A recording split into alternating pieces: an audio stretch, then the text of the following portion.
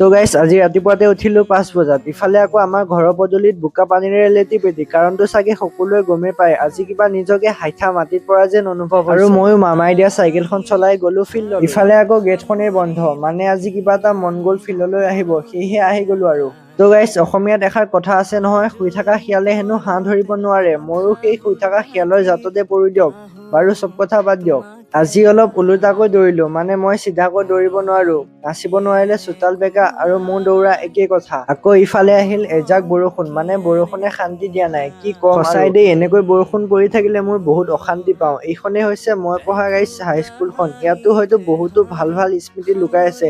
আৰু এনেকৈ গৈ থাকোতে ৰাস্তাৰ কাষতে দেখিলো খেজুৰ গছত খেজুৰ লাগি আছে। ইফালে আকৌ কপিলী বাইদেউ হেনো পানীৰে ভৰপূৰ হৈ আছে। তো গাইছ বঙাইগাঁও, শ্বিলং, গুৱাহাটী কোনোবা যাবা নেকি বাৰু? গ'লে মোকো লৈ যাবা দেই। এতিয়া বাই বাই। যদি ভিডিঅ'টো ভাল লাগিল লাইক কৰি দিব আৰু কমেণ্ট এটা কৰি দিবাচোন।